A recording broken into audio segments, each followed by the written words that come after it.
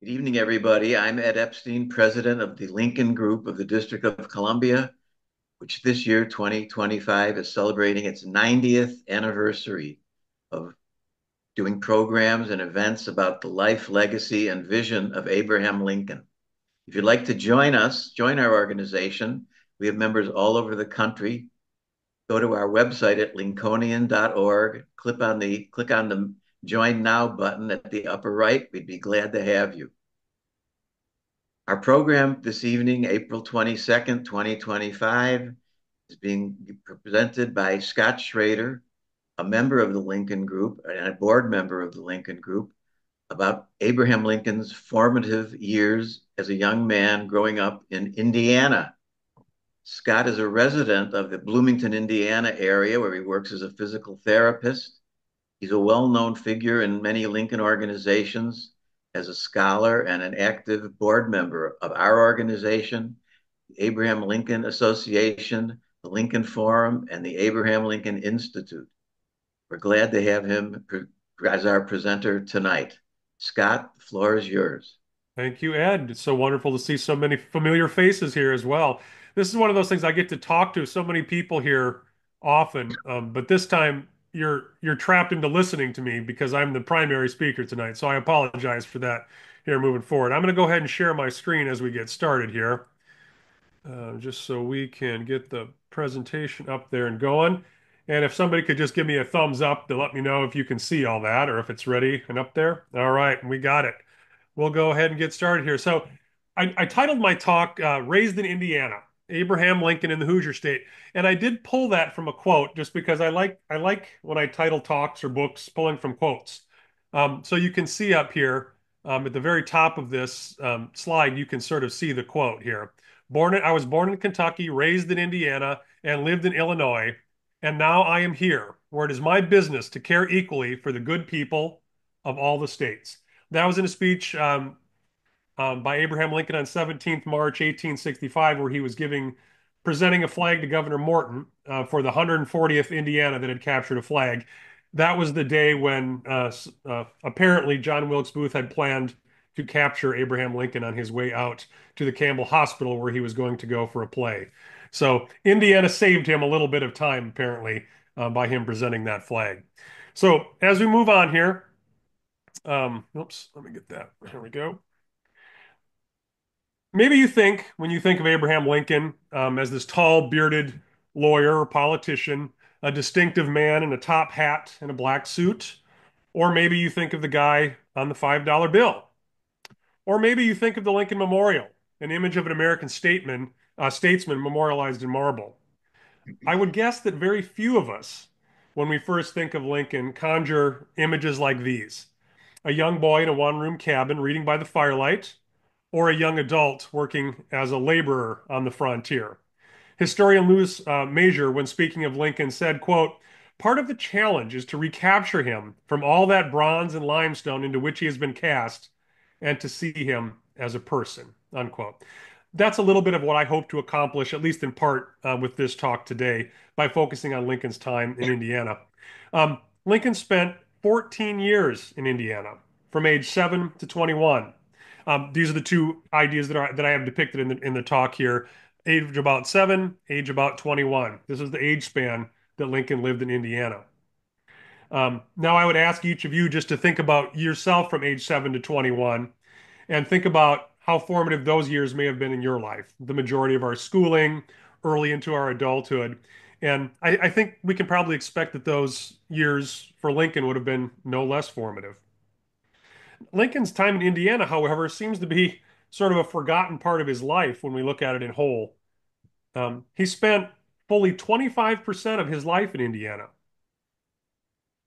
As an example of Indiana being sort of this forgotten part of Indiana or in Lincoln's life, Indiana native and illustrator turned sculptor George Honig, depicted there, went to New York in the early 1900s to study with sculptor Herman A. McNeil, again depicted there. McNeil was at the time working on a Lincoln sculpture, and knowing Honig was from around Rockport, Indiana, near where Lincoln grew up, he assigned Honig to collect information about Lincoln to help inform his sculpture. Honig later recalled that he told one of his colleagues about his assignment, and then he had grown up in Indiana near where Lincoln had. Uh, his colleague responded, "Nonsense. Of course, Lincoln and his family went through Indiana on their way to Illinois, but they weren't there for more than a few days." And that's the challenge that those of us who try to be proponents of Lincoln's time in Indiana and how important they were, that's sort of one of the things we have to overcome. It's sort of forgotten. We kind of know that he's born in Kentucky and that he lived in Illinois, part of that first quote that I said, but they often forget about the raised in Indiana part. So there are a number of challenges when we talk about Lincoln's time in Indiana. So how do we know what we know about that time? Or maybe more accurately, what we think we know about that time? That information is hard to come by. It was 200 years ago. There was no photography at the time. Few people in that area could read or write well, and who really thought to keep a record about information about a gangly neighborhood kid who eventually moved away with his family? Nobody really did. There are no extant documents, letters, diaries, and so forth that directly tell us about Lincoln's time in Indiana, at least contemporary to his time being there. So before we get going, I want to just mention briefly about where some of our information did come from. First are existing documents and records contemporary to Lincoln's time. The problem is that they're nearly non-existent, and the ones that do exist are not about Lincoln's personal time in Indiana. There are some land documents that relate Thomas's land holdings and his land claims, when he sold land, when he moved. There's also a church minute book from the Little Pigeon Creek Baptist Church that tells us a little bit about the Lincoln's life there. And there are some other courthouse records, and there are some fragments of a copybook that Lincoln used as a young boy to write poetry, to do math problems, and so forth. That's basically the documentary information that we have. Next is Lincoln himself. Lincoln did not write a diary or journal, and he spoke very little about his own past. His law partner William Herndon called him the most shut-mouthed man who ever lived. He just didn't talk about himself or about his early years. But we are left with a couple of campaign biographies that he penned, as well as some surviving letters that tell a little bit about his story, about his time in Indiana. And we will certainly pull from those through the course of this presentation. Then we have probably most people know about this William Herndon's interviews and related letters. So Herndon was, of course, Lincoln's last law partner. Shortly after Lincoln's death in 1865, he set out to gather information on Lincoln's life with an intent to write a biography. Um, he went out and interviewed people in Southern Indiana. He wrote a letter to Southern Indiana and just asked some respectable lawyer to gather information for him, which they did, started a correspondence. Herndon eventually did come to Southern Indiana and interview a lot of the people that did know Lincoln, some of the other locals, and there was other correspondence that people wrote back and forth with him as well, contributing information. And though others contributed in similar, this probably is the most important and voluminous source of information that we have about Lincoln's early years. Next up are people like Ida Tarbell, Albert Beveridge, Carl Sandburg, and the group that was known as the Lincoln Inquiry. This generation of authors was still, in some cases, able to speak to some people who still knew Lincoln, or perhaps were one generation removed. Um, so people who would say, "Well, my father knew Lincoln. He lived in this part, and this is what my father told me." So we sort of have this one generation removed that was very much part of the collective knowledge of that community and at that time. And again, in putting this talk together, I have tried to use in the healthcare field, we always talk about it. We can't always use the best evidence. We just have to use the best evidence available to us. And so that's kind of what I'm using to put this together. There will be some ideas in here that are difficult to corroborate, but I think they still do tell us a little bit about Mr. Lincoln himself, and maybe just as importantly about how Lincoln is remembered, his time in Indiana, and overall as well. So the next thing I'm going to talk about, and this is the challenge.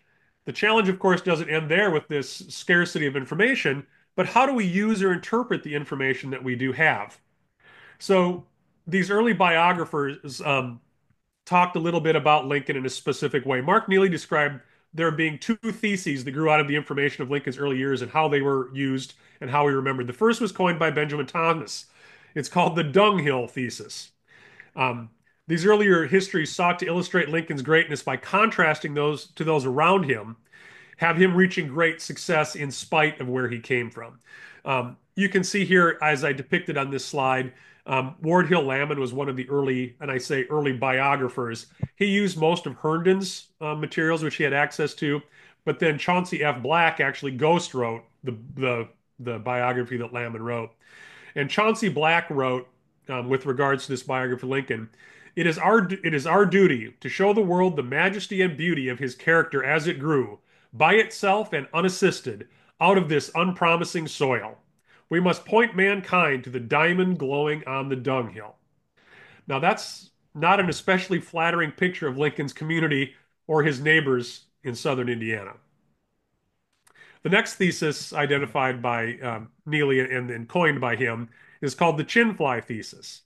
This group of authors kind of took a different position, and they tried to show that Lincoln's greatness was a result of the experiences he had in these early years, not in spite of them. And again, Ida Tarbell is the one that kind of really brought this to the forefront.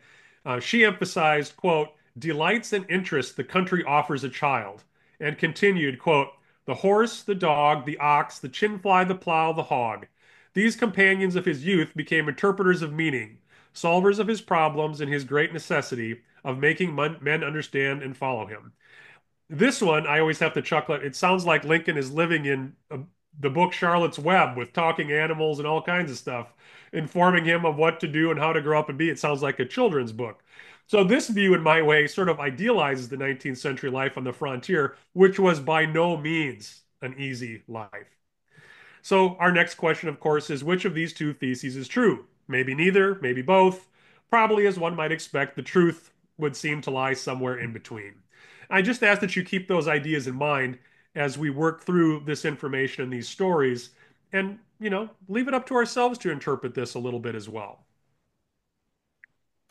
Now, on to the main crux here. So the Lincoln's Indiana story starts in 1816 when the decision was made to move from Kentucky to Indiana. The decision to move to Indiana was, in Lincoln's words, was partly on account of slavery, but chiefly on account of the difficulty of land titles in Kentucky. Thomas Lincoln, his father, had lost several Kentucky claims due to this mess of land titles. Indiana, being part of the old Northwest Territory, was property of the federal government, and land issue is much more clear cut. So Mr. Lincoln was hoping he would have more clear title to his land once he got to Indiana.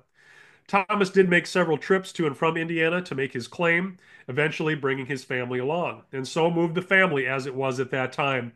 Thomas, mother Nancy Hanks Lincoln, Lincoln's older sister Sarah, and young 7-year-old Abraham. This slide, of course, depicts the image most commonly associated with Thomas Lincoln. Whether or not it is actually Thomas Lincoln has been questioned. Um, the next image is often associated with Nancy Hanks Lincoln. I can tell you right now that is not Nancy Hanks Lincoln.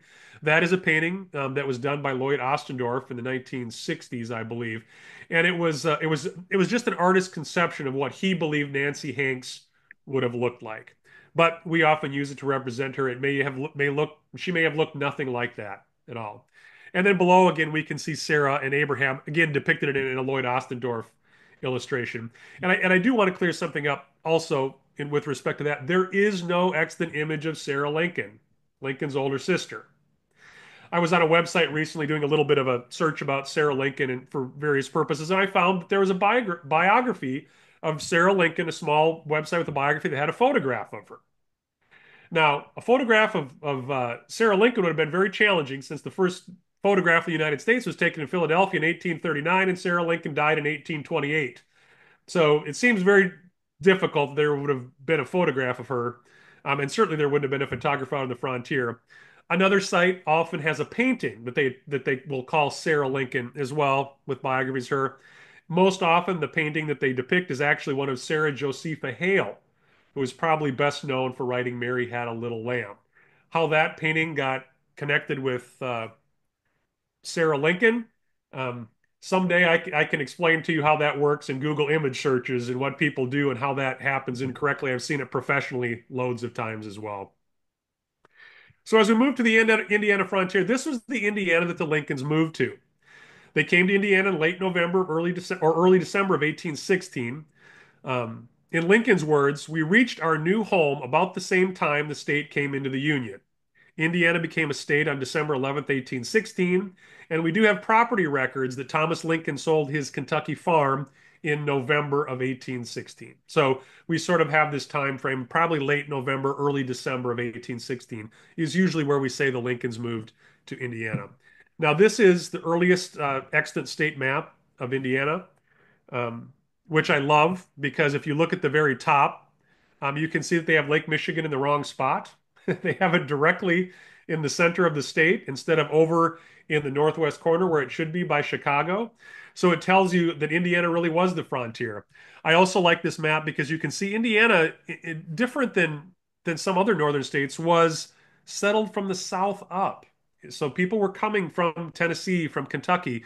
They were, in some cases, had more southern sensibilities than did other northern states at that time. And that would certainly play out during the American Civil War. That's to plug my talk that I'm doing at the Cosmos Club that Rod Ross kindly asked me to speak at in Washington, D.C. in August, where I will talk a little bit about what I call Indiana's Civil War, the Civil War within the Civil War that was occurring in the state of Indiana at that time. So Lincoln described what Indiana was like in certain of his writing. It was very much a wilderness at that time. It was along the Ohio River, densely forested and teeming with light wildlife. Lincoln wrote at one time, it was a wild region with many bears and other wild animals in the woods. He also wrote in a later poem, when first my father settled here, 'twas the frontier line. The panther's scream filled the night with fear, and bears preyed on the swine. Again, this is not Charlotte's Web with happy animals, everybody getting along. This is a very much um, frontier like. And he also settled that Lincoln also said that where they settled was an unbroken forest, and the clearing of surplus wood was the great task ahead. Meaning himself, Abraham Lincoln, though very young, was large for his age and had an axe put in his hands almost at once. Transportation early in Indiana was very difficult. The main way to get to and from were the rivers, but of course the rivers couldn't take you everywhere. And what roads there um, were very poorly maintained and hard to travel on. Now, some people, Carol, I know you used to live in Indiana. There are some people in Indiana that would argue the roads haven't changed much here, but I can assure you they very much have. They were much worse then. One pioneer remembered that people had to travel by foot or by horse because the roads themselves simply couldn't support wagon travel at all. So there were some roads to where the Lincolns ended up homesteading, but the last bit they did have to clear forest as they went, chopping down trees just to get their possessions through. So this image from the National Park Service shows an approximation of the last leg of the Lincoln's journey through Kentucky, crossing the Ohio River in Indiana into Indiana. So as you can see here, um, they crossed up through Kentucky. They crossed at what was known as Thompson's Ferry. They crossed the Ohio River and then into Indiana. Some people place, I think incorrectly, Thompson's Ferry at the mouth of the Anderson River, which is right here next to Troy, Indiana. But I think the evidence that we do have, I think, is a little bit better near the mouth of what's actually called the Crooked Creek, which is right here, and the NPS depicts it as such. That's where we really have more information that that's where Thompson's Ferry was. And according to Lincoln's friend Nathaniel Grigsby, he described the ferry as being about 2.5 miles west of Troy. And I did map this out. The mouth of the Crooked Creek is almost exactly 2.5 miles west of Troy, Indiana, which is the second oldest city in Indiana. This next image is an image that I took of this spot on the Ohio River, the approximate location of Thompson's Ferry. Right here, you can see this is the mouth of the Crooked Creek. The ferry would have run across here and probably was right in about here on this side of the creek. As you can see, it may not look a huge amount different than it did in Lincoln's time, except all of this would have been more dense forest at that time.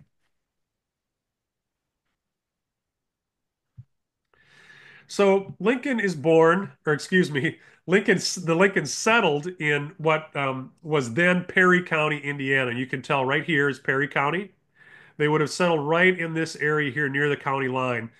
2 years later, in 1818, Spencer County was broken out or was created out of Warwick and Perry County.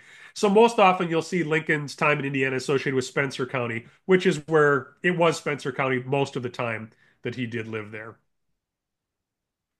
This area of southern Indiana has been referred to as the southern Indiana's pocket. It's this area, the same in which Lincoln was raised and grew, that worked and formed sort of a pocket. It was this area that Lincoln had that Lincoln and historical organizations knew. So when I mentioned the Lincoln Inquiry, a lot of them were from this area here in this bottom left-hand corner, which people sort of knew Lincoln from some of his forays into other counties and surrounding counties, and people that just moved from directly into Lincoln's neighborhood in Spencer County and out a little bit more. This is where a lot of that information was gathered from that we have about Lincoln's history. It should be noted that most all this information was given and taken after Lincoln's death.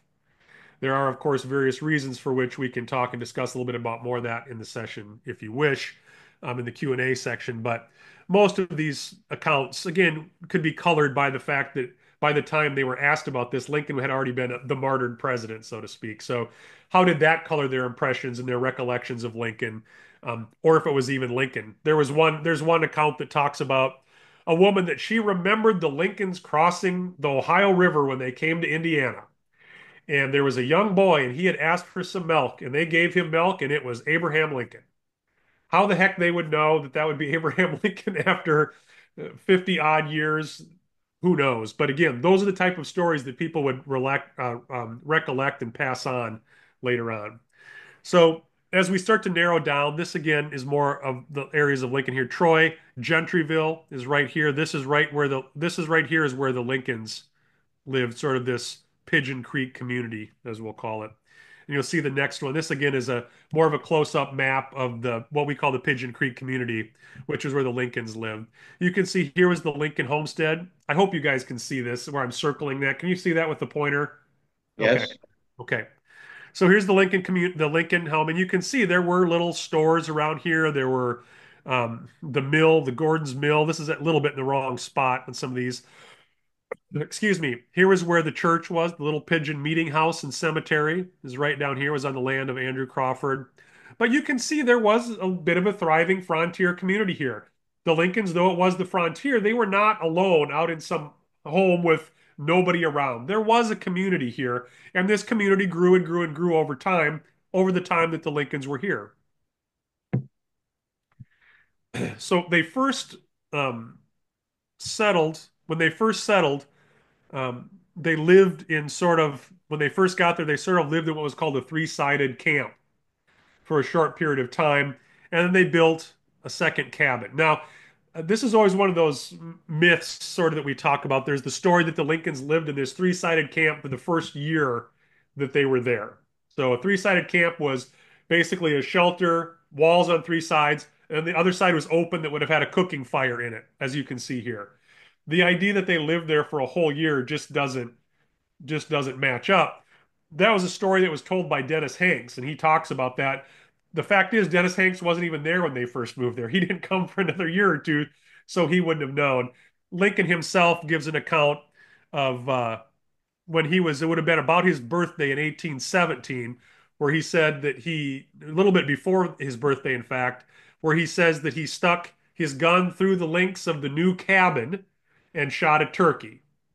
So we already know that by February of 1817, they were already in a different cabin. So that's just one of those myths about the early stories about Lincoln. When you really examine the of evidence that is available, that was a myth that grew up that the Lincolns lived in this half-face camp for an entire year. They were, however, subsistence farmers for the most part. The Lincolns were they lived off what they grew. They lived on the animals that they raised. They did occasional trading for sugar or other materials, fabric to make clothing, and so forth. Um, but in a letter to um, John Scripps in 1860 for a campaign biography, he said, Ours was the short and simple annals of the poor," was how he described his childhood in Indiana. The Lincoln family, again, consisted of Thomas, Nancy, Sarah, and Abraham, and soon after, Nancy's cousin Dennis Hanks came to live with them. Dennis was Ed Steers can kick in here too, but Dennis was a cousin of Nancy Hanks.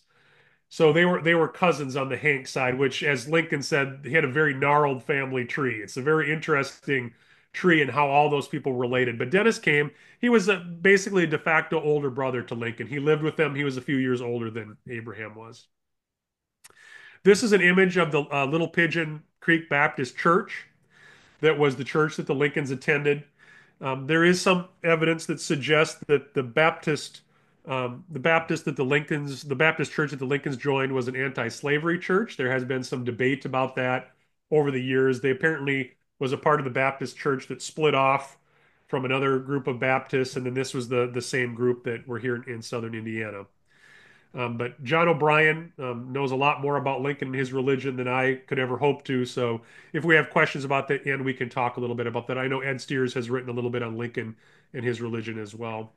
So again, all the Lincolns became members of this church with the exception of Abraham. And we do still, the minute book from this church does exist. It is in the Abraham Lincoln Presidential Library Museum in Springfield, Illinois. I've had an opportunity to look at it. And we do have the recording in the minutes that the Lincolns were in good standing and they had joined the church. Lincoln's peers in their older years recalled that after hearing sermons at the church, Lincoln would often climb up on a stump and recite the sermons almost word for word in the manner of the minister, which gave the children great laughs at the time. Lincoln himself was always very tall for his age. He grew to be about 6 foot 2 inches tall before he moved from Indiana when he was age 21. His dress was common for the time. Nathaniel Grigsby recalled, "We wore buckskin pants and linsey wool hunting coat to school. That was our school dress, our Sunday dress, and everyday dress." Lincoln was long and tall and wore short shoes, short socks with wool being scarce. He went on to recall that from the bottom of Lincoln's buckskin pants, there was always about 6 inches of skin showing between before getting to his socks.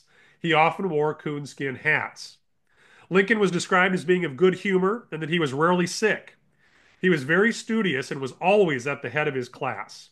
He was against cruelty to animals and often lectured his peers about this. He never had unkind words about others. This is not exactly true, but it seems to be the general consensus. We have other stories that would tell things different, which we can talk about that in the questions if we want to, about a story Lincoln wrote about the Chronicles of Reuben, it was called. And he read constantly, and he also wrote poetry. Some described Lincoln as lazy, which I always found interesting, but this was typically in the context of his preference for reading and so forth over physical work. So laziness to me means just laying around and doing nothing. Lincoln did not lay around and do nothing. He did not necessarily enjoy physical work as compared to reading. So it was so funny because they would always talk about Lincoln, as you just heard us, that he was very studious, very industrious, but he was lazy. They would always say they use lazy in the context of physical work. He did not like to do the physical work, although other accounts said he could outwork three of his peers as well. So as we continue to talk about Lincoln's time in Indiana, I just want to talk about some of Lincoln's experiences while there. So first of all, Lincoln's education. Lincoln wrote about his education, described it in one word: defective was the term he used in his 1840s description of his life when he became a congressman. He said that if all the formal education of his youth was added up, it probably amounted to about 1 year. One of his classmates thought it was probably a little bit longer, more like 18 months, but I think that's quibbling at some point. The accounts seem to indicate that Lincoln could read and write pretty early on, which was somewhat unusual at the time, as many adults themselves couldn't read or write, at least at that time. And his formal schooling in Indiana was a bit haphazard. It owed to the availability of teachers, how far away the school was, and it had to be worked in around farm work. It came in three phases, according to his schoolmate Nathaniel Grigsby. The first was when Lincoln was about age 9 or 10 years old. Mr. Crawford came to the neighborhood. It was about the time Nancy died, and he offered schooling for children. So he had some formal education there.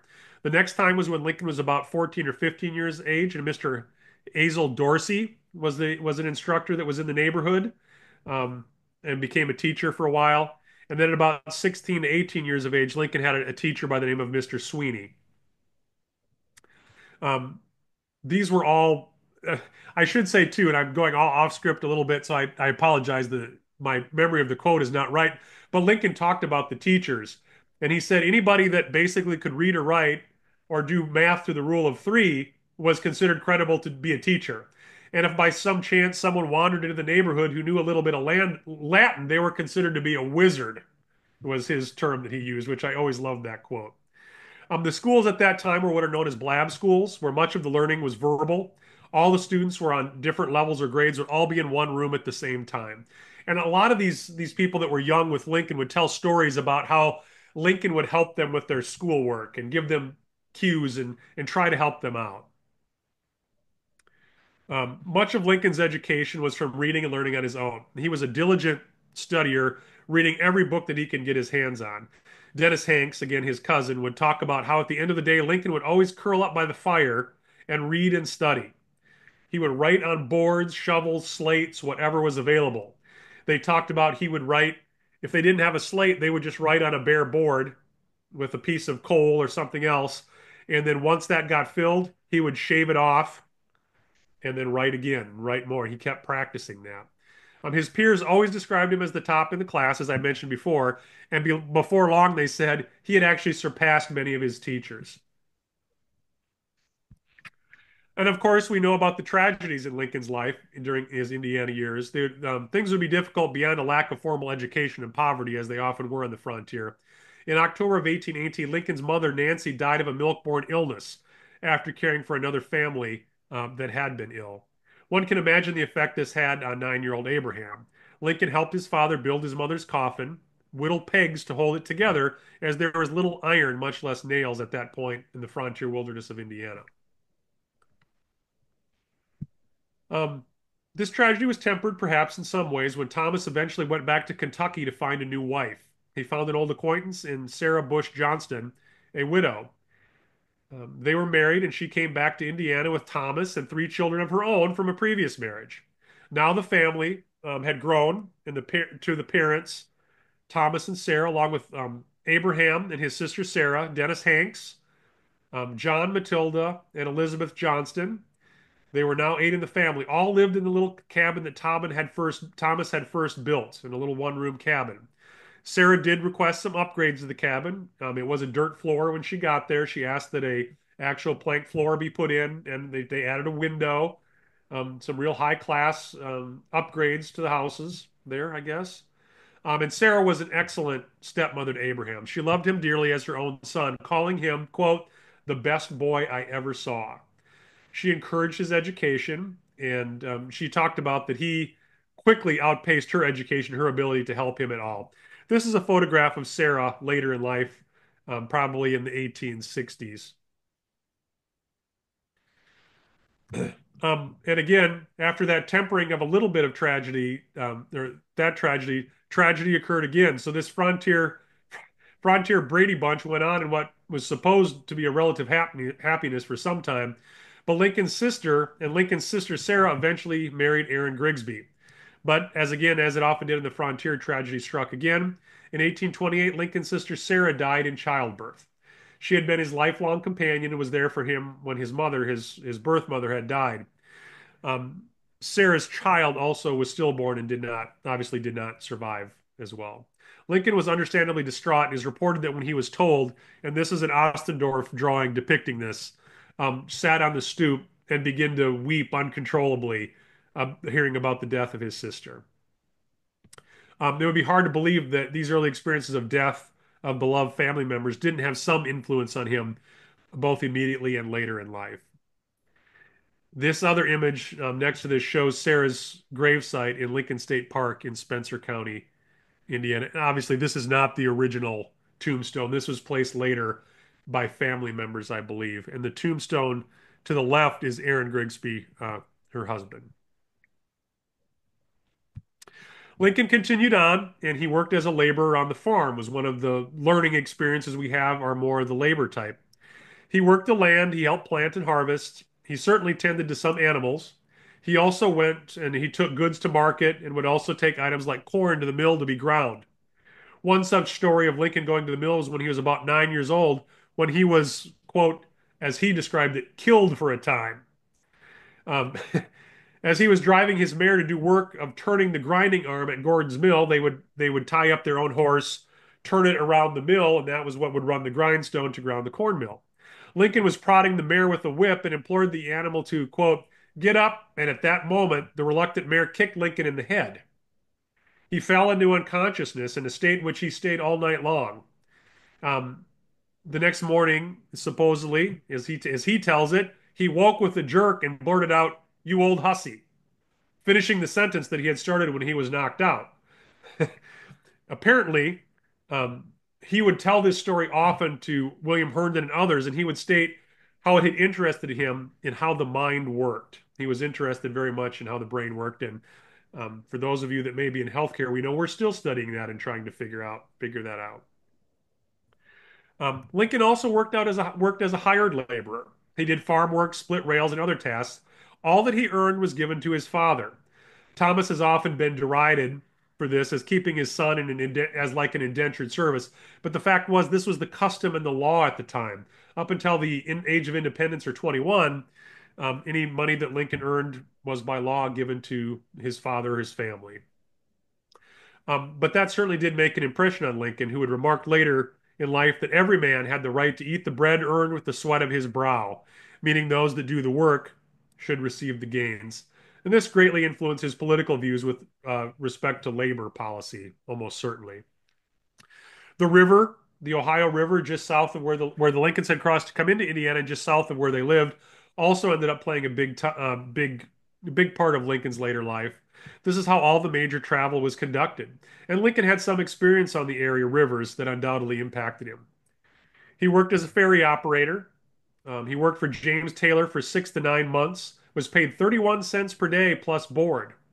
He did farm work for Taylor and also helped butcher hogs for several other men. Lincoln apparently once described this as the hardest work he had ever done. He also operated a ferry for James Taylor across the Anderson River. And during this time, he also began to ferry passengers to steamboats out in the river.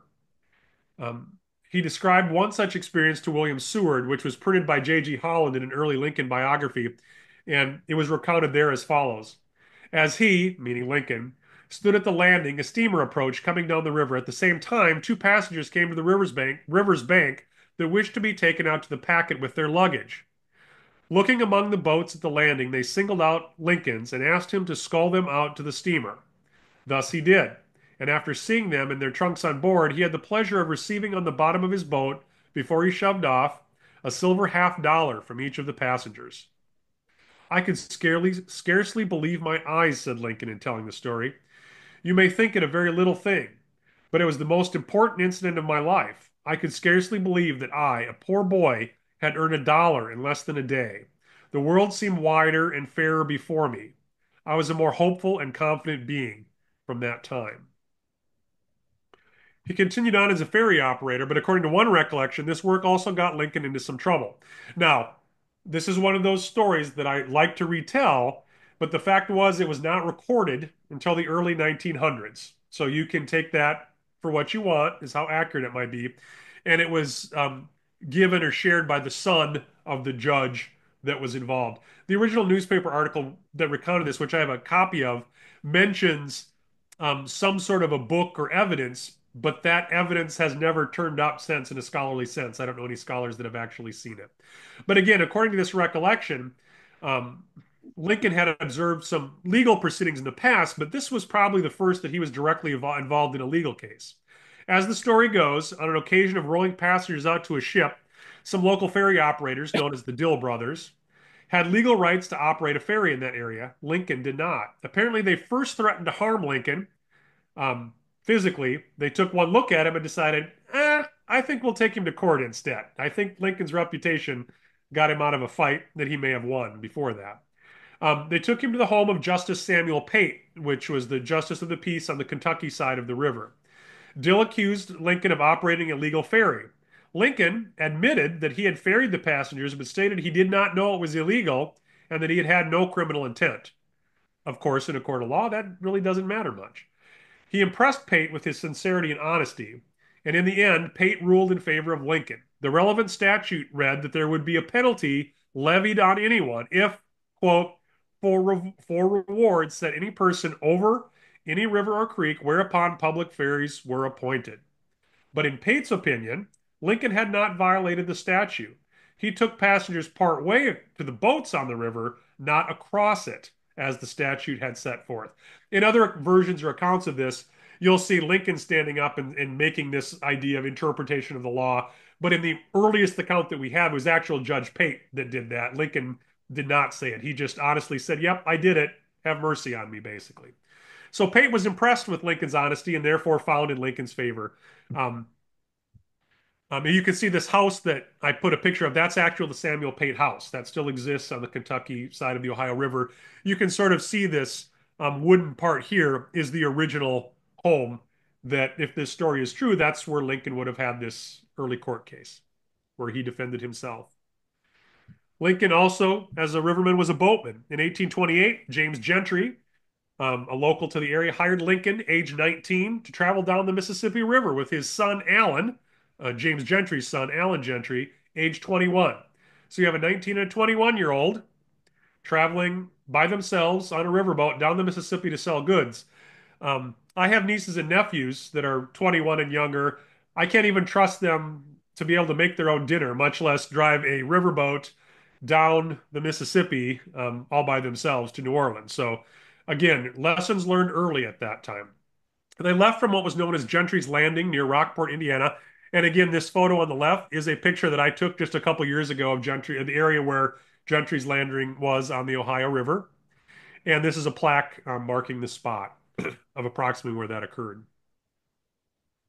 As they boated down the Mississippi River, they would sell goods all the way down the river, what was known as the Sugar Coast, um, and then whatever was left, they would sell in New Orleans. They would also sell the flatboat, which they had built, and then they would sell the wood. And then Mr. Gentry would pay for their passage back on a riverboat back up home.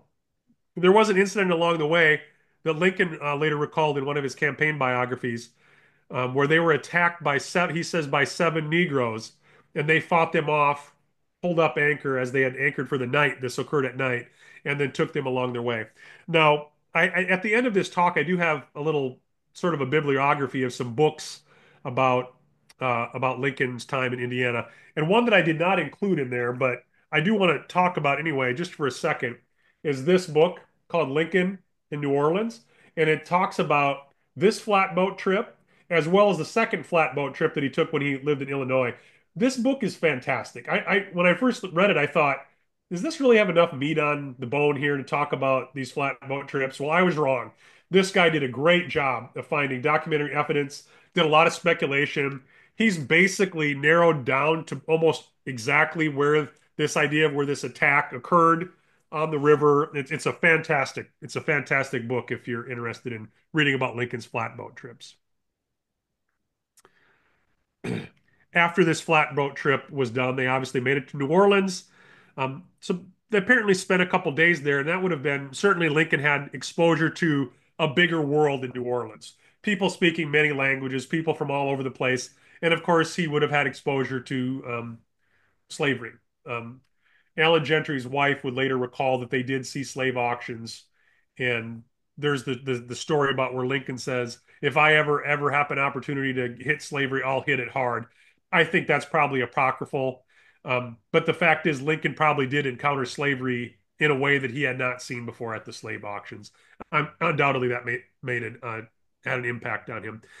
When they returned, there's an account, and I believe it was by one of their neighbors. I think it was by William Wood, who was one of their neighbors, said that after Lincoln came home, he went to Mr. Wood and told him that he wanted to leave home and work on the river. That was what Lincoln had wanted to do.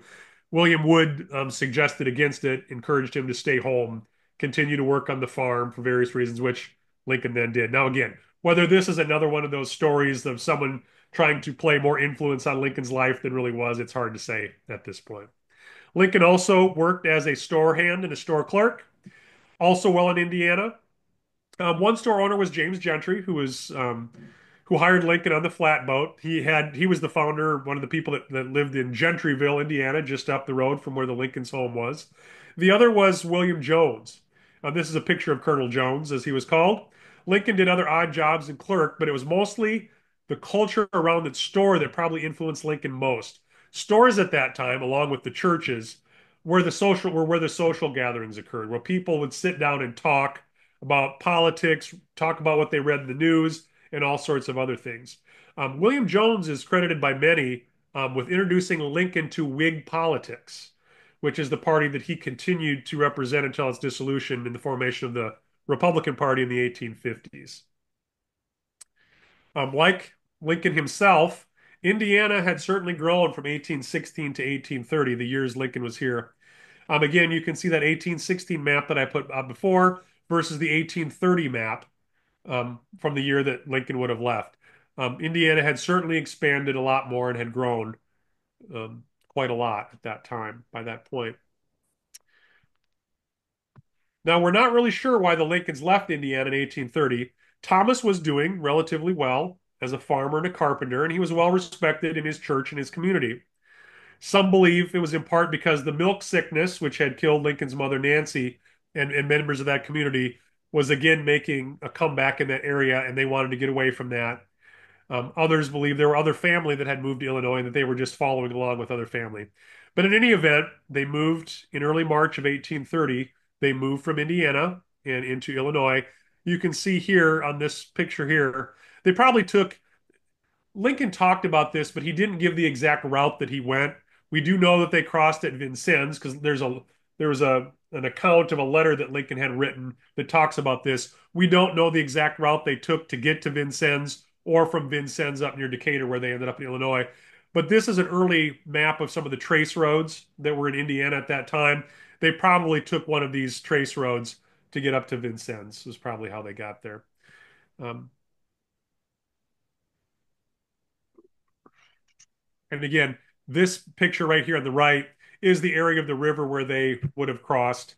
I found an old map of Vincennes that showed a ferry right in this area right here of the river.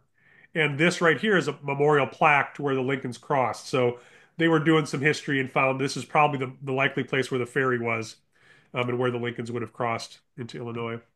Now, while they were in Vincennes, which is where they crossed, owing to the landscape of Vincennes at the time, and frankly now, the Lincolns would have likely seen William Henry Harrison's home that was just up on the hill.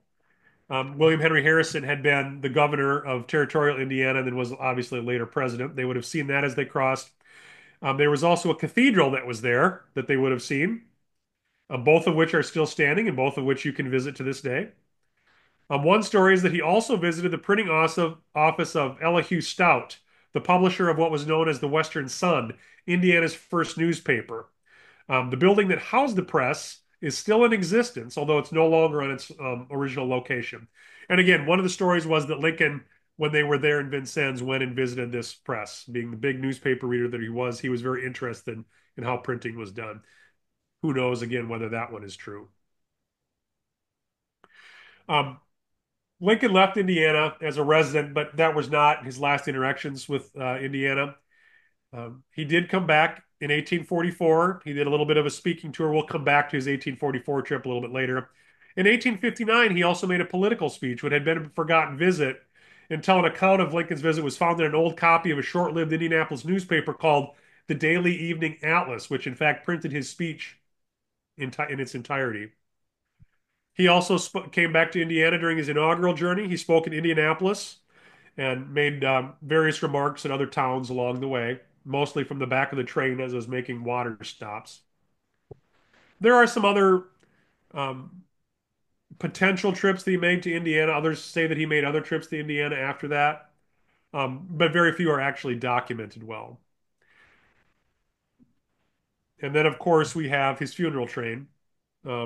He was not the living Lincoln at that time, but he did return through Indiana, where he was raised.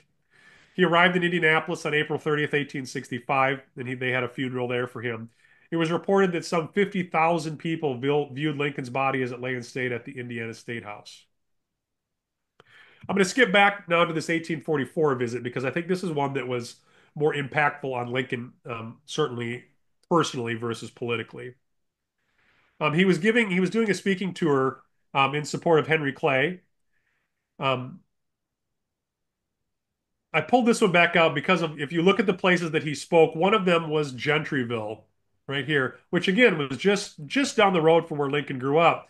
And where he stayed that night was in this house, which still exists. You can visit it today. This was the home of Colonel William Jones, who I mentioned earlier, and Lincoln stayed there, apparently in this room right here where these windows occupy. That was the room that Lincoln had stayed in. He had stayed there many times in the past when he was a young man. But it was the only time he visited this area of Indiana that we know of after leaving in 1830.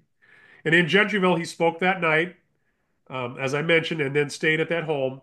Also, during this visit, he visited with other old friends and visited his mother's and sister's graves. So it was a very moving experience for him. A couple of years later, he wrote to a man by the name of Andrew Johnston, not Johnson, Andrew Johnston. And he said, quote, that part of the country is, within itself, as unpoetical as any spot of the earth. But still, seeing it and its objects and inhabitants, which were certainly poetry. He attempted to express his feelings in a long poem about the visit. He was writing this to Johnson and sent him a copy of this poem. He attempted to express his feelings in a long poem about the visit called My Childhood Home I See Again. I won't read the whole thing, but I am going to read a section of this because I think it's a little bit of a more personal insight into Lincoln than we often get. We get his political speeches, we have some letters, but this was something a little bit different. And as someone who myself has moved far away from where I grew up, I find it moving in its own way. So here's Lincoln. My childhood home I see again, and sadden with the view. And still, as memory crowds my brain, there's pleasure in it too. O memory, thou midway world twixt earth and paradise, where things decayed and loved ones lost in dreamy shadows rise, and freed from all that's earthly vile, seem hallowed pure and bright, like scenes in some enchanted isle, all bathed in liquid light. As dusky mountains please the eye when twilight chases day, as bugle notes that passing by in distance die away. As leaving some grand waterfall, we lingering list its roar. So memory will hallow all we've known, but know no more. Near 20 years have passed away since here I bid farewell to woods and fields and scenes of play and playmates loved so well, where many were, but few remain of old familiar things. But seeing them to mind again, the lost and absent brings. The friends I left that parting day, how changed as time has sped. Young childhood grown, strong manhood gray, and half of all are dead. That was just a poem, a part of the poem that Lincoln wrote. And again, I bring this up for a couple reasons, and there's a letter I'm going to read just a little bit too. Oftentimes, people would say how Lincoln hated his childhood. He believed he was treated like a slave, or his father hated him, and all this kind of stuff. But Lincoln did have a fondness for this place that he grew up and the people there. He just had moved on to a different place in his life. And Lincoln certainly remembered and understood his time in Indiana. And I think the impact that it had on his life. In 1860, after receiving the Republican nomination for president, he received a letter from his Indiana friend David Turnham. That's a picture of David Turnham there in the letter that he wrote, which still exists. And this was the letter that Lincoln wrote in response to Turnham's letter. My dear old friend, your kind letter of the 17th is received. I am indeed very glad to learn you are still living and well. I well remember when you and I last met after a separation of 14 years at the Crossroads voting place in the fall of 1844. It is now 16 more years, and we are both no longer young men. I suppose you are a grandfather then, and I, though married much later in life, have a son nearly grown. I would much like to visit the old home and old friends of my boyhood, but I fear the chance of doing so soon is not very good. Your friend and devoted well-wisher, A. Lincoln. As I finish up and kind of conclude this talk for tonight, I want to read for you a paragraph that was in the Evansville Journal, May 25th, 1860, supposedly printed from the New York Tribune, but I have not been able to find the original Tribune article. But I think it sums up well Lincoln's time in Indiana and the influence this place had on him. The article says, quote, he was in turn a farm laborer, a common workman in a sawmill, and a boatman on the Wabash and Mississippi rivers, and the Ohio, I would add. Thus hard work and plenty of it, the rugged experiences of aspiring poverty, the wild sports and rude games of a newly and thinly peopled forest region, the education born of the log cabin, the rifle, the axe, and the plow, combined with the reflections of an original and vigorous mind, eager in the pursuit of knowledge by every available means, and developing a character of equal resources and firmness, made him the man he has since proved himself. So, as we finish up there, I just want to take a minute and talk a little bit about some recommended reading. If you're interested in Lincoln's time in Indiana, I encourage you get your phone out. You can take a picture of this slide, or anyone can email me at any time if they want. I'm happy to send some of these. I'm just going to kind of go through here. There I Grew Up, Remembering Abraham Lincoln's Youth by Bill Bartelt is a favorite of mine. It's constructed a little bit differently than other biographies of Lincoln at that time, but I really enjoy it. It sort of breaks down Herndon's interviews, and then it kind of goes through and tells the stories and talks a little bit about them. Lincoln in Indiana by Brian Dirk was in the Concise Lincoln series. So that's a very short read about Lincoln's time in Indiana. Lincoln's Youth, the Indiana Years is kind of one of the go-to books historically by Lewis Warren. Abe's Youth, Shaping the Future by Bill Bartelt, or edited by Bill Bartelt and Joshua Claiborne, that talks about some of the other accounts that are outside the Herndon papers. Abraham Lincoln's Wilderness Years, again, edited by Josh Claiborne. And that talks about the work of J. Edward Murr, who was collecting early Lincoln stories as well. Lincoln Slept Here, Lincoln's Family Sites in America, the Kentucky Years and Indiana Years by Ed Steers, which is just a nice book to take with you if you're traveling to Indiana. It gives a good overview of Lincoln's time there, as well as kind of can take you through a little bit of a tour as well. And then the last two are Herndon's works, Herndon's Informants and Herndon on Lincoln the letters. So you can read those if you want to get the raw history and kind of read it for yourself in that second group of books there as well. And then lastly, you can still visit Lincoln's home at the Lincoln Boyhood National Memorial in southern Indiana. The Boyhood Memorial was originally conceived as a memorial to Nancy Lincoln, Lincoln's mother. It was a state site. It eventually became part of the National Park Service. But you can see they do have a living history farm there that shows how the Lincolns would have lived. They have this little reproduction cabin that is about the size of what the Lincolns would have lived in when they lived there. This also images an image of the Visitors Center, and it was created as part of the memorial. You can see various panels here, and there's a panel representing each of the places that Lincoln lived during his life, along with the center panel that depicts Lincoln's legacy to all of us. And from there, I will take any questions. And like I said, I told stories here about Lincoln's life, but I have no doubt there's a lot of questions about topics related to Lincoln in Indiana, his family, that may be out there. So if anyone wants to ask, I'm happy to take questions. Okay, thank you, Scott, for a wonderful program. If you have a question, raise your hand. Or uh, Scott, Oh, I'd there. always had the impression that the Lincolns moved from Kentucky to Indiana and then on to Illinois in search of more productive land. How productive was the land that Thomas was trying to farm in Kentucky and Indiana? I think it was productive in the sense that the Thomas's Lincoln's goal was to be a subsistence farmer, and it was productive in that way. He was not going to have huge crops where he had huge surpluses, anything like that. But it was productive in the idea that Lincolns were subsistence farmers. They were not looking to be, as we would say today, corporate farmers. They were there to live off the land, and it was successful in that part. Thomas Lincoln he had a fairly large size land holdings in southern Indiana. And he did purchase and had some land in other areas of southern Indiana as well.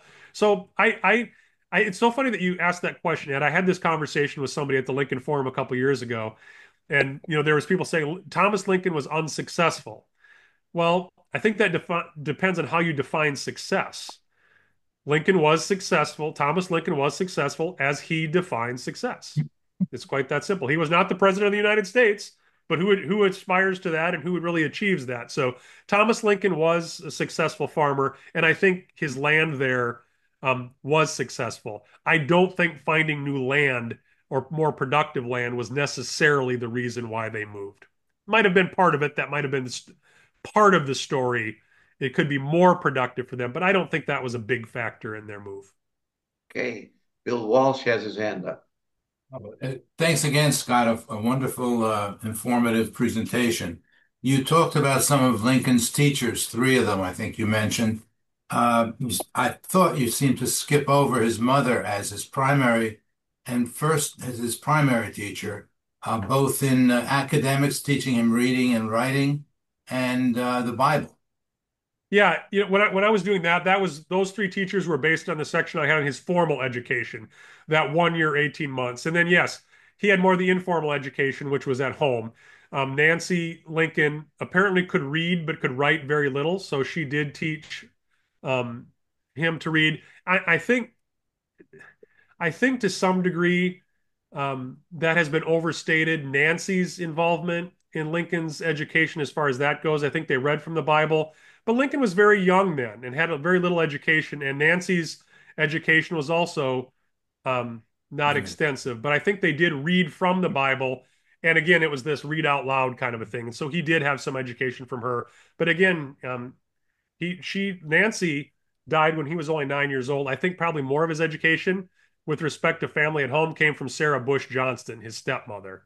She doesn't take much credit in what I've read, but Nope. what I was thinking as just answered the question nice was Lincoln's speech. And I think that would tell me that his mother, he was very inspired by the education he received from his mother because he's encouraging every mother to teach their child history on, from the mother's mouth to the child's lips, so to speak. Yeah. Yeah. And I think she did of that what she could. Absolutely right. From what her resources were. Okay, thank you. Yeah. John Swallow had his hand up next. Yeah, I got a couple questions. One, I recommend a Linkwood Boyhood Home site. It was very good. I saw it 2 years ago, late June. Um, Scott, I'm wondering, okay, that Illinois is the land of Lincoln. There's even the Order of Lincoln awarded by the governor. Yeah, I gather you're a lifelong Hoosier. How does it feel that Lincoln spent a good his formative years as a kid in Indiana to Indiana not and people know he was born in Kentucky. Most people don't know that he spent 2/3 of his childhood in Indiana. How do people in Indiana feel about not being well known as a Lincoln state? Well, two things I'll answer. I'm not a lifelong Okay, Hoosier. I actually grew up far away in South Dakota and moved to Indiana. But as far as okay. how people who are from here respond to that, it's a great question, John, because I think even in Indiana, people do not know that Lincoln spent 25% of his life in Indiana. No, when I 2 years ago, I did a talk for our local history center. We put on a Lincoln program. We did a talk here, hosted in part by the local history center, and the university gave us a space. And myself, Michelle Crowell, came out and she talked a little bit about the Lincoln papers, some of the objects they have from Lincoln's time in Indiana. She talked about that. I talked about Lincoln's time in Indiana, and then we did a tour down at the Boyhood National Memorial.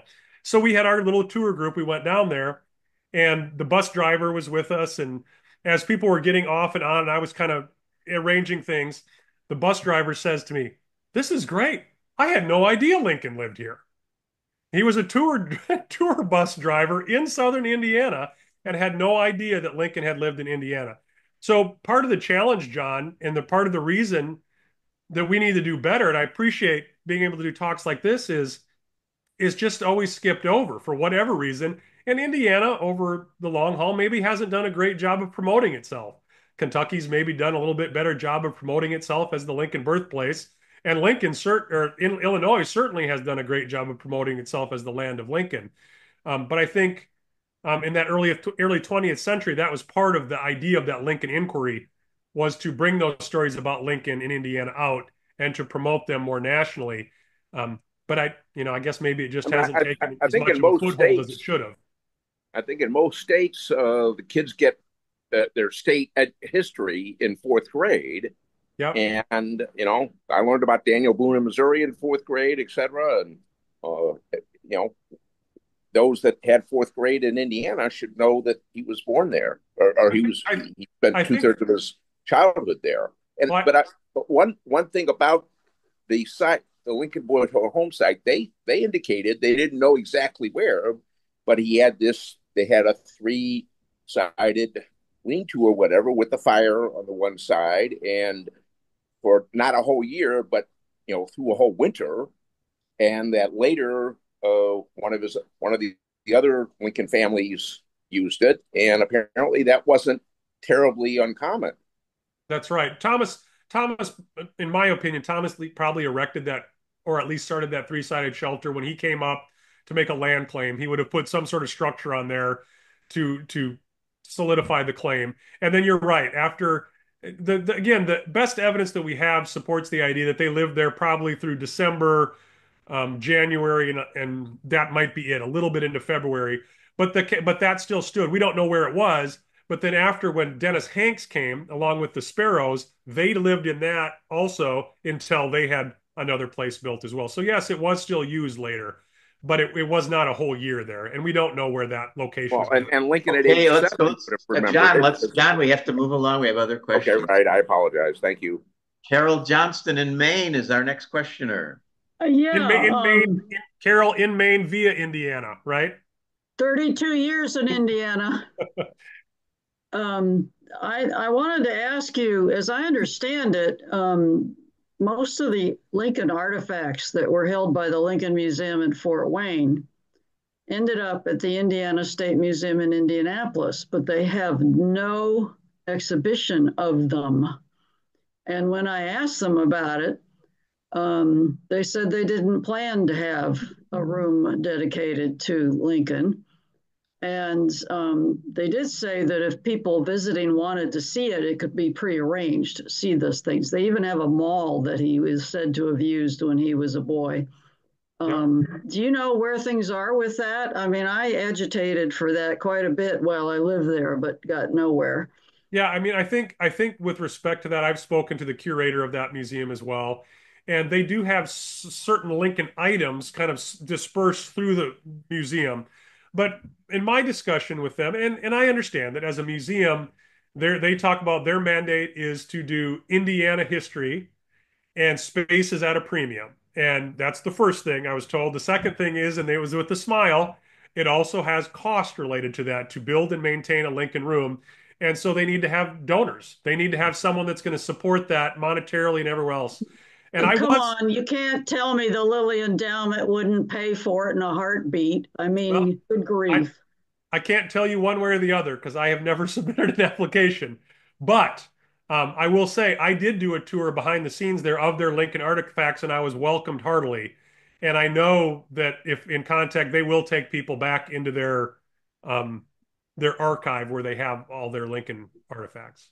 Well, how much do they actually have? That's what I'm curious about, if you've seen it. Well, and again, they have lots of different small statues and sculptures. They have shelves and shelves of that. They have lots of artworks depicting Lincoln.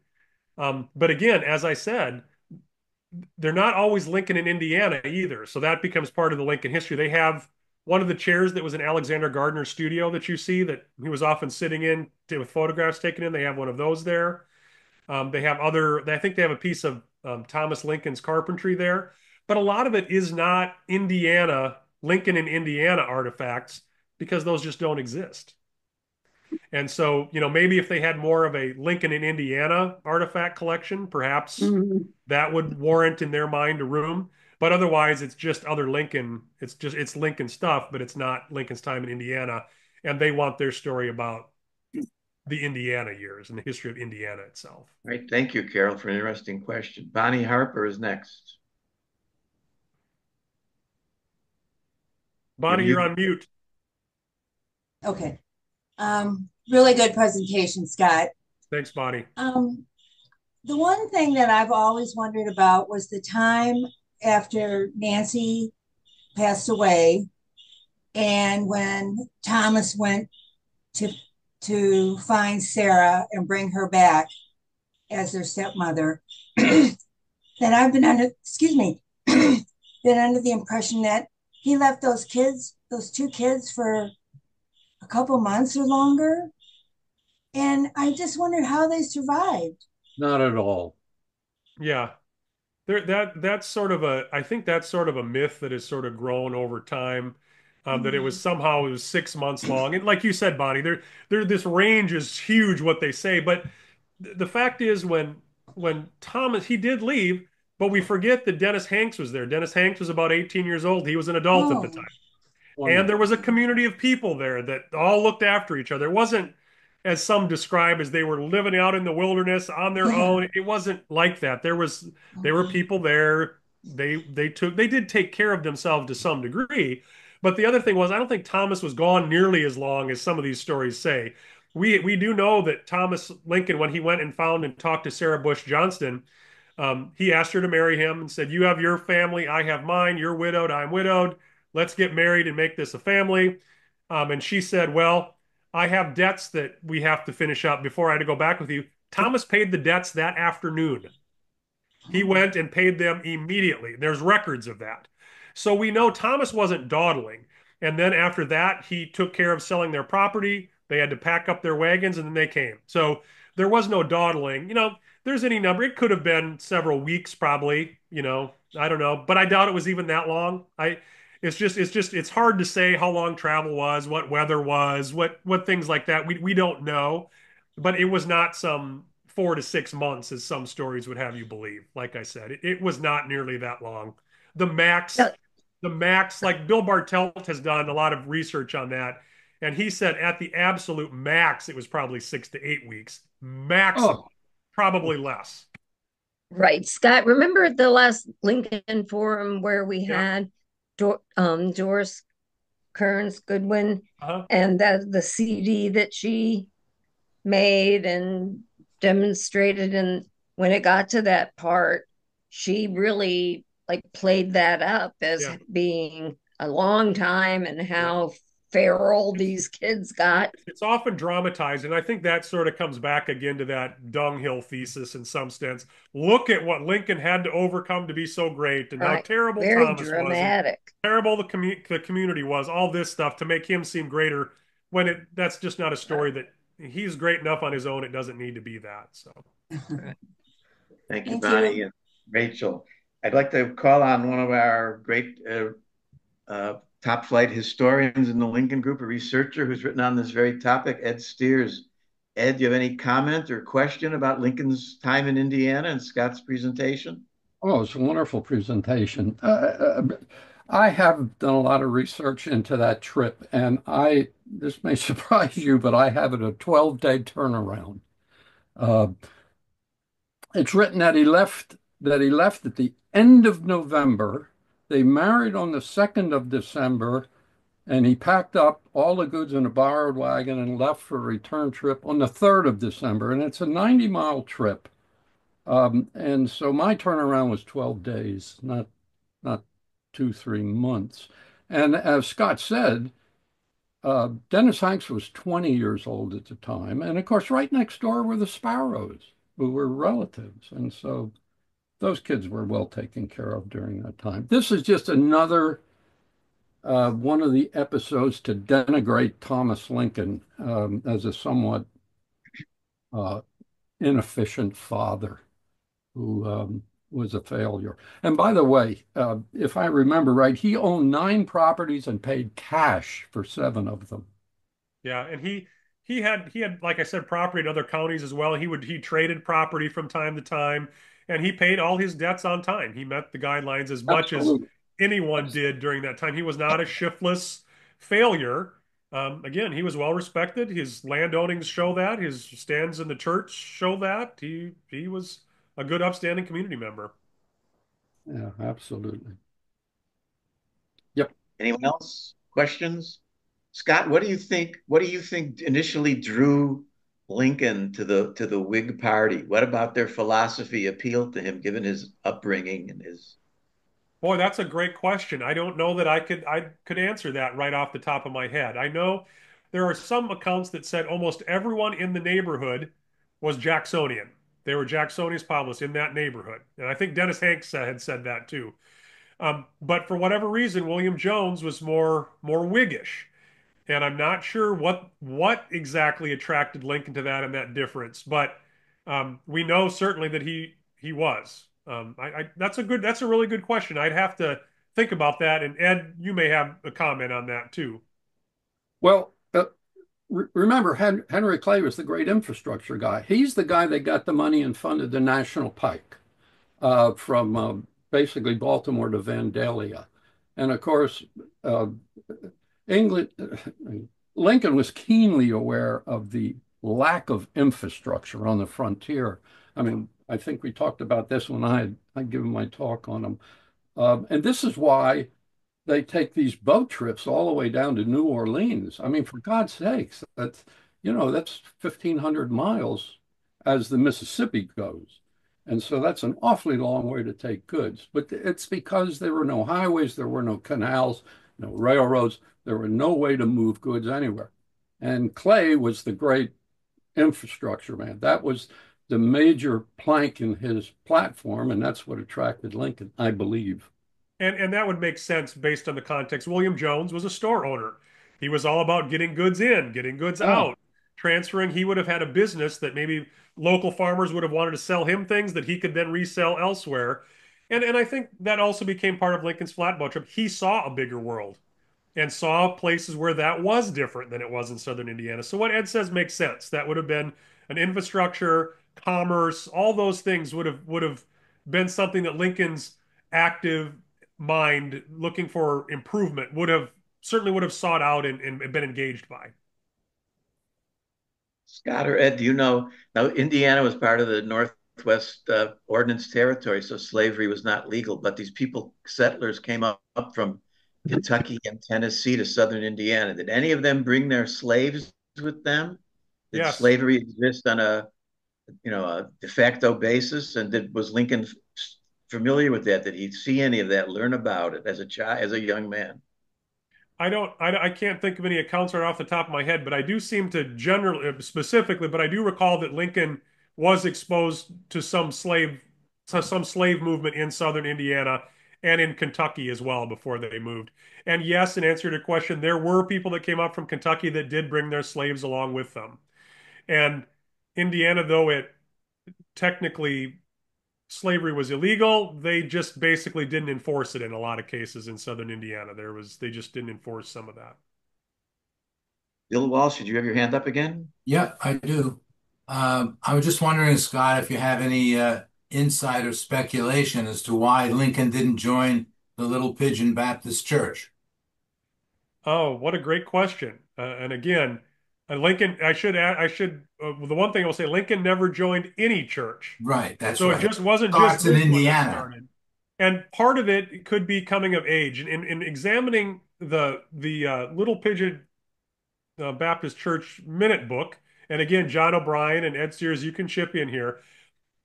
In some ways, it almost seemed you had to be asked to join the church, for one thing, be in good standing, you had to prove you were in good standing. And so the Lincolns lived there for several years before they became members as well.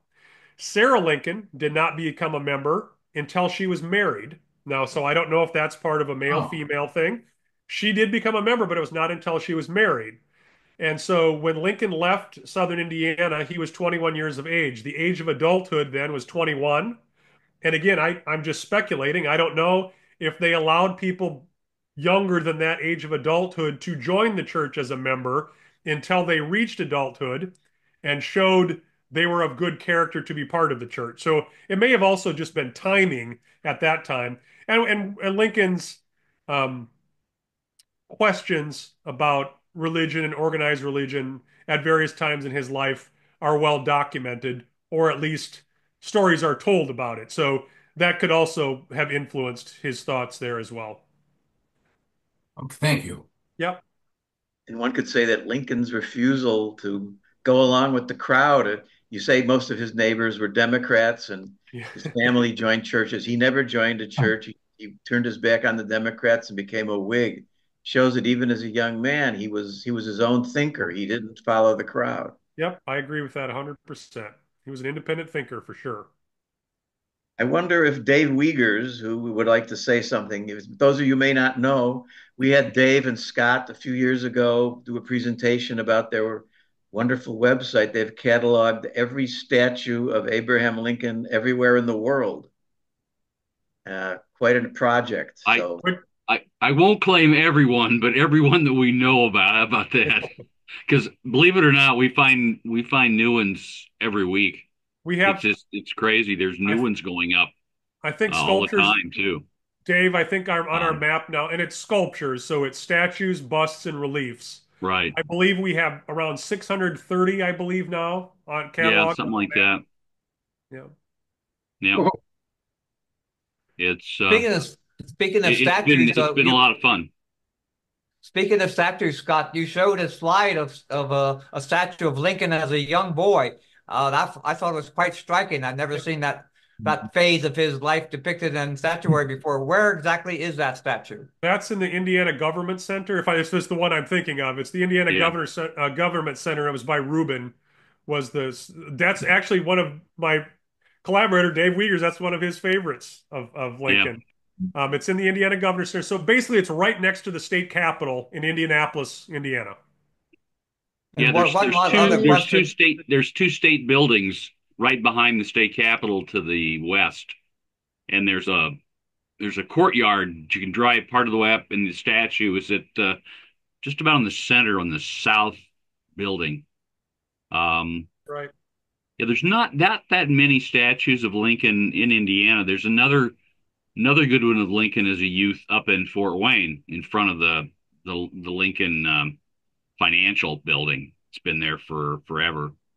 Um, but yeah, there's a couple in Indiana. The Scott showed a picture, I think, of a monument which isn't too far from the state capitol either, commemorating the 1859 speech is one that I particularly like too. Um, Craig, did you have but another question? Yeah, one other question about the settlement patterns of Indiana. I was quite surprised to show you at the map showing that Indiana was settled from the south, Yeah. from Tennessee and Kentucky. Why wasn't it settled from Ohio? Were people just stop in Ohio? Ohio was so great, or what was going on? Why wasn't there a settlement coming from the east? The Ohio River. That's how people got there. They either had to cross it or get there by the Ohio River. There was no waterways in the north, and as Ed alluded to earlier, there were no railroads. It was Right. forested. There were no regular roads. So the Right. only way they could really get there, the two oldest cities in Indiana are Vincennes on a river, Troy on a river. They would have come along the Ohio River and moved north into that forest, or come up from Kentucky, crossing the river into that area. Yeah, it's a Very good good. That's Thank you. question. how it started. But north of Indianapolis, there was a lot of movement from Ohio into northern Indiana. Yeah, And later if you've after it ever, got and settled. Ohio was, Yeah. northern Ohio was called the Connecticut Reserve, Western Reserve. And boy, if you've ever been in Zionsville, Indiana, right outside Indianapolis, that is a Connecticut village town. Yeah. That's exactly, you walk in there and you know you're in Connecticut. So it's And not as yeah, and solely southern. as the population moved north, yes, then they came from the north as well, but it filtered up first and then came across. Right. Yeah. Okay, anyone else? Yeah, I'd like to put in a plug for somebody that Scott mentioned. So not as a question, but Scott mentioned Sarah Josepha Hale as the author of Little Mary Had a Little Lamb. She is actually probably the most important woman of the 19th century that almost no one knows anything about. She was the author of Godey's Ladies Book, which Yep. was the single most influential magazine for years. Plus, her lifelong crusade was to create Thanksgiving as a national holiday. And so Abraham Lincoln's 1863 Thanksgiving Proclamation was in direct response to a letter that to her lifelong campaign and crusade, his response to her letter asking for Thanksgiving to be celebrated as a national holiday. And he would be the first president since George Washington to do so. Even though Seward actually wrote the proclamation, it was still under Lincoln's signature. And by the way, that leads to the answer as to why that image of Sarah Josepha Hale is often attributed or connected with Lincoln, his Lincoln's sister. On a website, there was a story about Lincoln's life and then Thanksgiving, and in the article it mentions Sarah Lincoln, and it also mentions Sarah Josepha Hale with an image. And when you do a Google image search, it shows up on the side just because it's in the same article as Sarah Lincoln's name. And then people don't look at the full article. They see that image, they think that's Sarah Lincoln, and they just pull it over and use it as an image. So beware. Double check and corroborate all those things as best you can.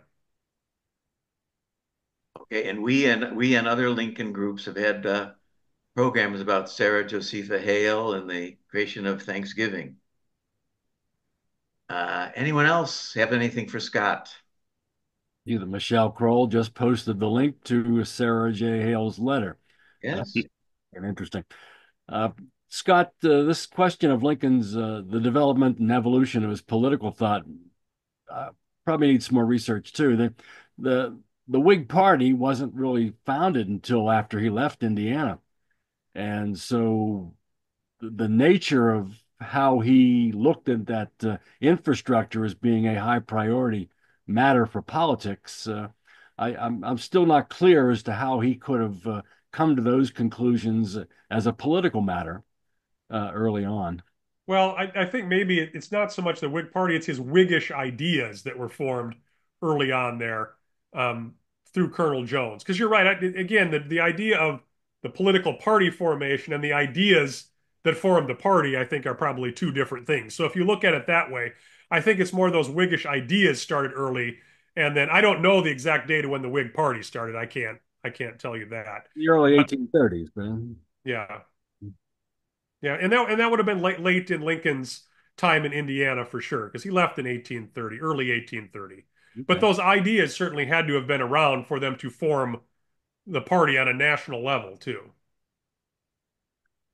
Thank you very much, Scott. This has been great. Thank you, My pleasure. everybody. It's been a great pleasure seeing all of you, and thank you for your wonderful questions as well. So I'd like to, before we go, I'd like to remind everybody on the call and any joining us online to join us on May 20th, Tuesday, May 20th, for our next program about John C. Fremont and Abe Lincoln during the Civil War and the fight over emancipation.